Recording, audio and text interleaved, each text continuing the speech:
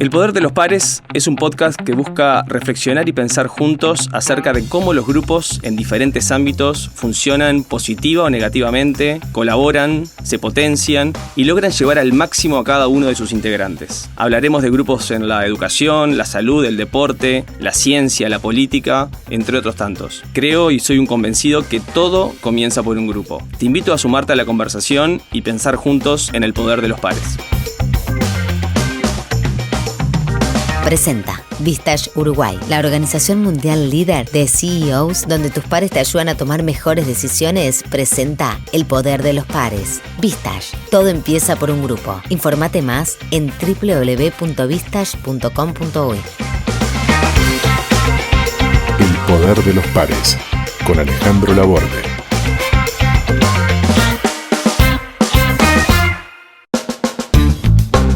Estamos hablando mucho del aspecto negativo, si querés, o sea, como esta parte del bullying, el rechazo.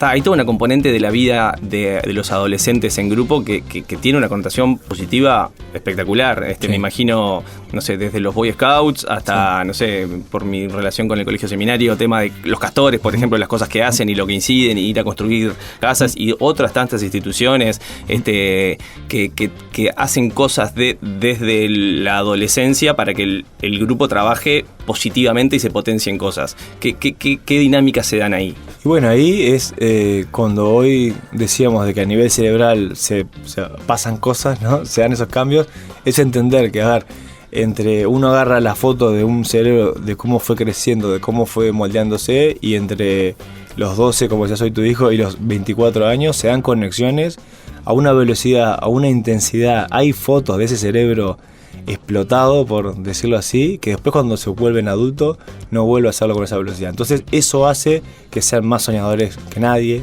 que sean hipercreativos, que quieran construir cualquier cosa, ¿no? Que a veces parte del rol adulto es justamente mediar entre eso, porque puede ser muy difícil para un adolescente pasar de ese sueño y de ese imaginario y no lograr concretarlo en nada. Pero bueno, sabemos que los adolescentes, por definición, gracias a esto a nivel cerebral, son idealistas por naturaleza. Entonces, bueno, eso es lo que tenemos que aprovechar y que entender que hay una oportunidad espectacular. Por eso cualquier propuesta que tenga que ver con hacerlos partícipe de distintas situaciones, que tengan voz, que puedan opinar, que puedan intervenir, eso en los adolescentes los atrapa y es espectacular para poder hacerlo desde un entorno educativo y no educativo. O sea, eso es una reflexión que como adultos creo que tendríamos que darnos. Hay mucha mirada a veces autocéntrica, ¿no? De hablar de los adolescentes, pero le damos poco espacio a ellos en participaciones, y cuando ves que hay buenas propuestas que les das un lugar a ellos para intervenir, funciona muy bien, porque no son vagos,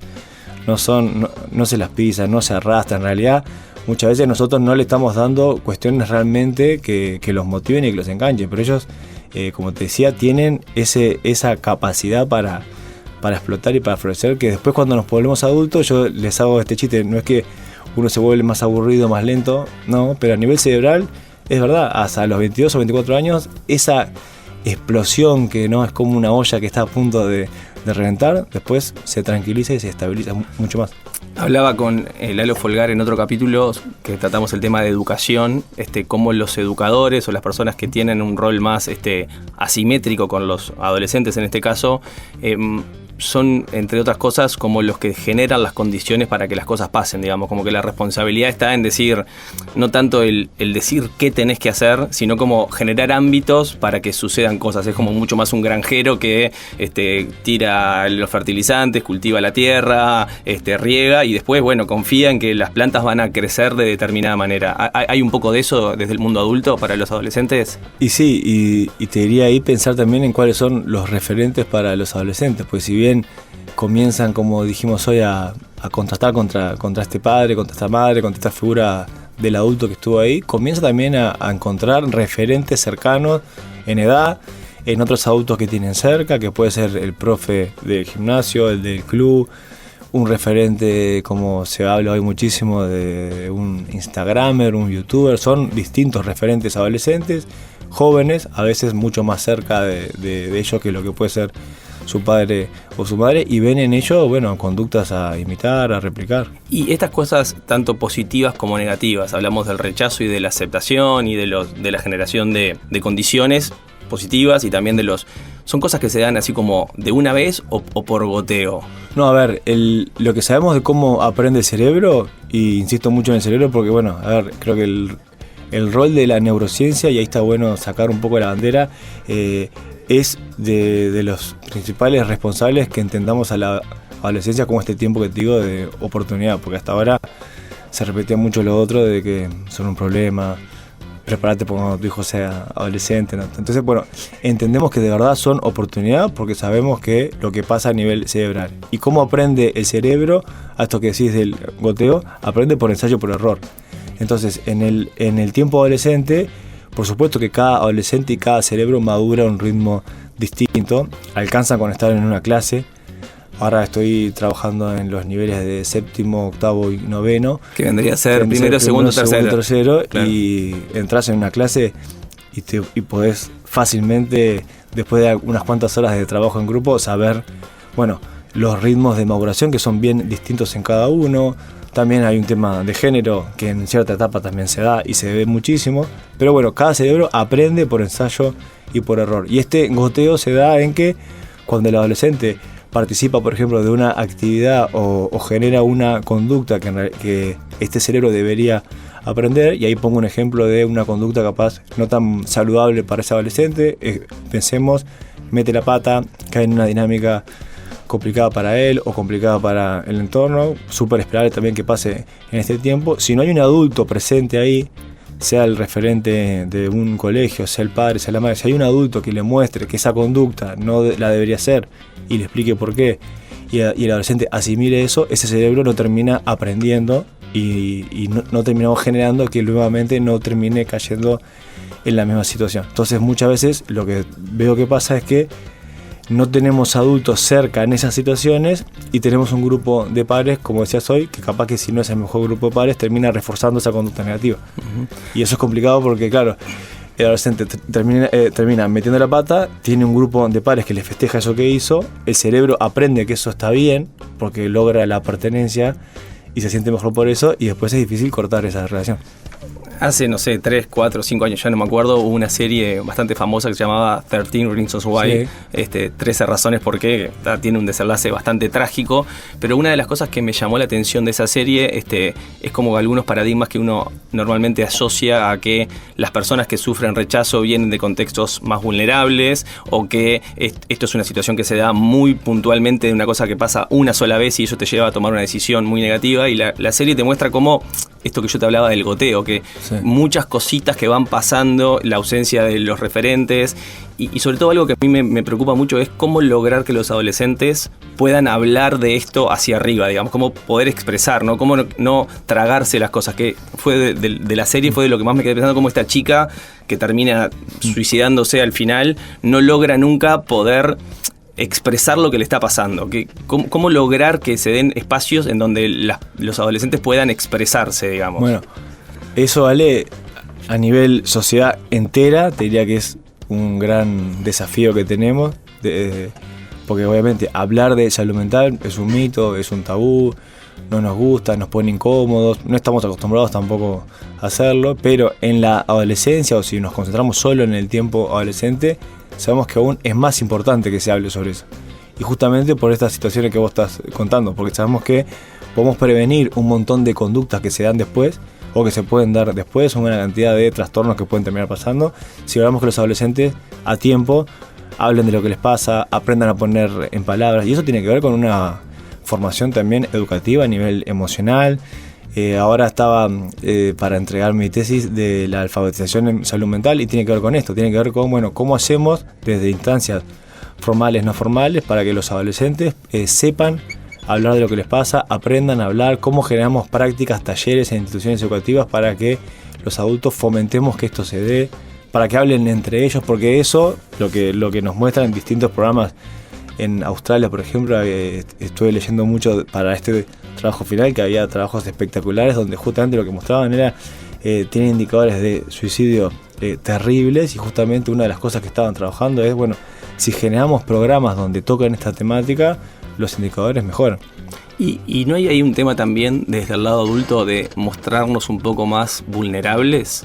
¿En qué sentido? Y claro, a veces les pedimos a los adolescentes que hablen de sus problemas, de sus desafíos, de sus temores, de sus... Nosotros no. Y nosotros nos mostramos como padres todopoderosos, nos da vergüenza llorar delante de nuestros hijos, o mismo un educador, a veces en una clase llega y capaz que no comparte que hoy tuvo un mal día y que por eso tiene una cara larga, digamos. No hay una responsabilidad también del adulto ahí en ser ejemplo para que habilitar que el otro demuestre. Sí, fundamental, porque ahí vos estás también con tu ejemplo moldeando cómo gestionar el error, cómo gestionar las emociones, y eso sí, es clave. Y es parte, entiendo, de lo que hablamos ahora, de ese mismo tabú que hay, ¿no? De que, bueno, de que los hombres no lloran, de que no te pasa nada, de que seguí, metele, fuerza, y en realidad estás pasando por alto un montón de complicaciones y de problemáticas que tienen que ver con salud mental, que pueden parecer muy invisibles, pero no lo son. ¿Qué pasa con las barritas, digamos? Con las barritas, estas cosas que a veces yo lo veo en casa a la madrugada, de grupitos de 14, 15 adolescentes que hacen ruido, patean, a veces violencia física en las fiestas. Bueno, fue muy icónico el caso que acaba de suceder en Argentina con los rugbyers que terminaron matando a golpes a un chico de su misma edad, digamos. ¿Qué es lo que se potencia ahí entre los pares adolescentes que termina como llevando a... que es un segundo, digamos, ¿no? Porque es una chispa que explota en un segundo, no lo mediste, pero la consecuencia es terrible. ¿Qué pasa ahí? ¿Cuáles son los... ¿Qué se da? A ver, ahí se da un combo como complicado de manejar muchas veces. ¿Por qué? Porque hoy hablábamos hace un rato de esto de todo lo que sea intensidad es sinónimo de adolescente, ¿no? Todo lo que sea impulsivo también, todo lo que sea curiosidad, adrenalina, el adolescente está ahí. Si a eso pones sobre la mesa el hecho, como decíamos recién, que es esperable que estén coqueteando con situaciones que llevan cierto riesgo. ¿Por qué?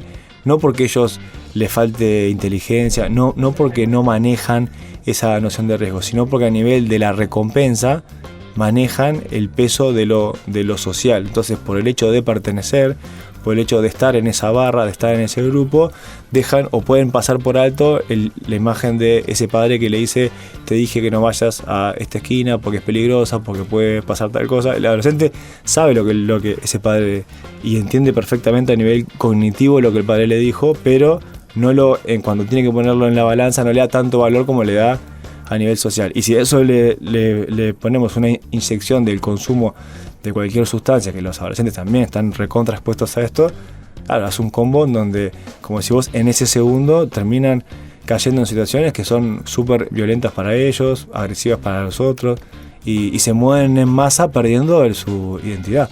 Porque vos los agarras mano a mano, no a todos obviamente, pero en general los agarras mano a mano, reflexionás con cada uno, y en general logran entender perfectamente lo que está bien, lo que está mal, lo que tienen que hacer y lo que no. Pero en dinámicas de grupo, con estos aditivos que te digo, que hace un contexto, un combo bastante, como al menos para que estemos atentos y alerta de lo que puede terminar pasando, en ese combo terminan perdiendo esa identidad y se mueven como grupo y como masa.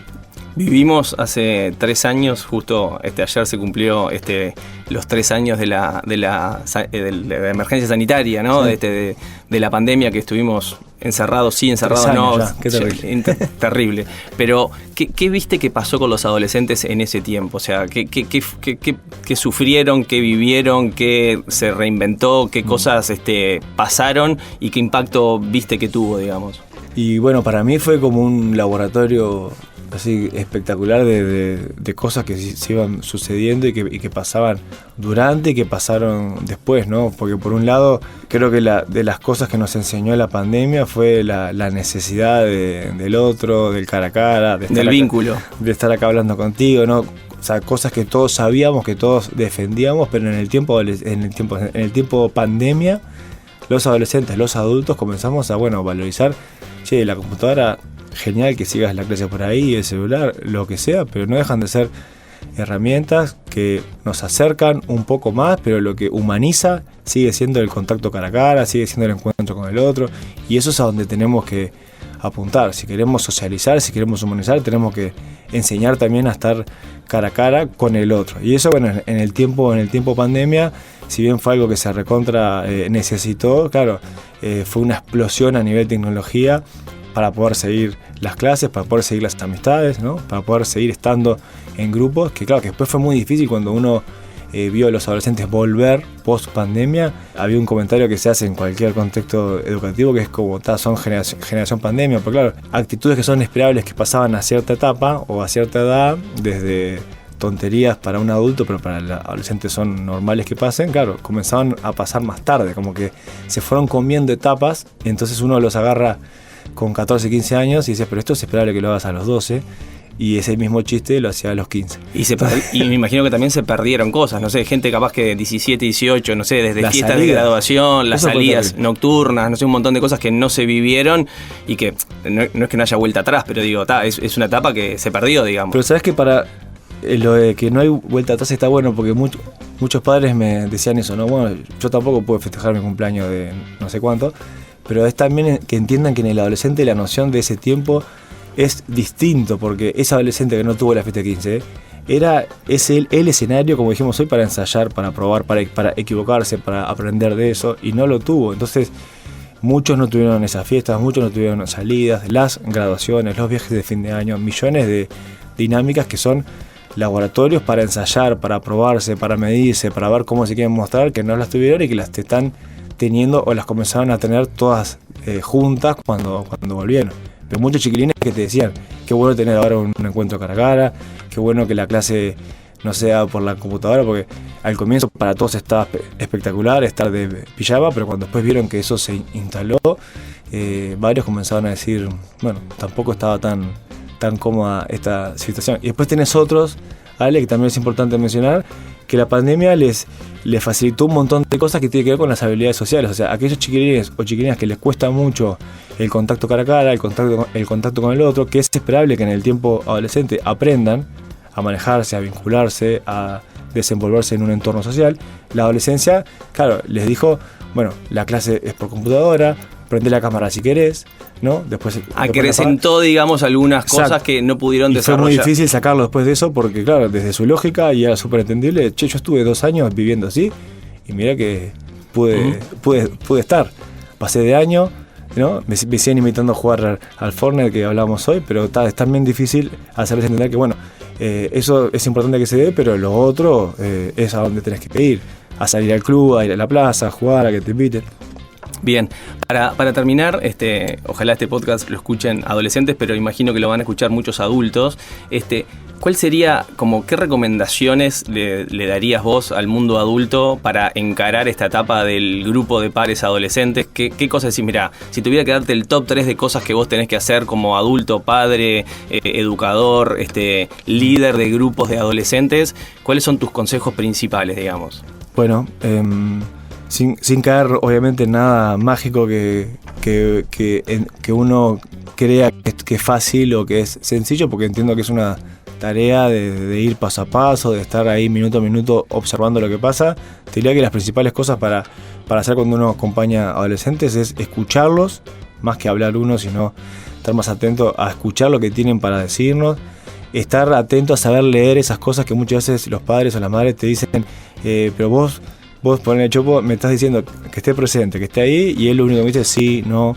Eso es muy adolescente, ¿no? O no me habla, o le pregunto cómo te fue, me dice bien, y se cierra en el cuarto. Bueno, que vos, pese a eso, sepas como padre, como madre, como referente adulto que estás ahí, que ese adolescente, cuando te necesite, cuando pase algo, porque lo vemos que pasa, va a acudir y va a acercarse al adulto. Y para eso vos necesitas ir y haber construido esta base segura para que el adolescente pueda ir. Y cuando él vaya, o cuando ella vaya, que vos lo escuches sin juzgar, sin transmitirle esos miedos, no le digas de entrada, no te puedo creer que hiciste lo que yo no te dije, eso se lo decís después. Entonces eso colabora también para que el adolescente sepa que cuando te necesite está. Hay una figura que a mí me encanta, que es la de el faro, ¿no? Que es como, bueno, el adolescente está navegando en ese barco, y es esperable que comience a navegar solo, pero no es esperable que navegue solo. Entonces vos, padre o madre, tenés que estar ahí más atrás, iluminando, marcando algunas luces en algún momento, en otras no, va a chocar con algunas rocas, pero también vos vas a hacer que no se hunda, y eso es un poco la imagen más clara para entender cómo nosotros como padres o como adultos tenemos que seguir estando, pero muchas veces la pata la va a seguir metiendo, y cuando meta esa pata, si vos no generaste ese entorno, no va a poder venir, pero funciona, sirve, y te diría que como que ese sería como, creo que lo más importante para poder transmitir: escuchar, estar cerca, generar instancias de participación para ellos, donde se sientan protagonistas y no vos hables en nombre de lo que ellos quieren. Y bueno, creo que tenerles mucha paciencia también, y por qué no tener esta mirada de que sí es un tiempo espectacular. O sea, no exageramos cuando decimos que es un tiempo de oportunidad. Bueno, muy bien. Juan Pablo Chopo Civilis, un placer haber tenido esta charla contigo. Mucho más para charlar, queda para seguir profundizando y seguir aprendiendo. Muchas gracias. Gracias a ustedes. Vamos arriba. Presentó Vistage Uruguay, la organización mundial líder de CEOs donde tus pares te ayudan a tomar mejores decisiones. Presenta El Poder de los Pares. Vistage, todo empieza por un grupo. Informate más en www.vistage.com.uy. El Poder de los Pares, con Alejandro Laborde.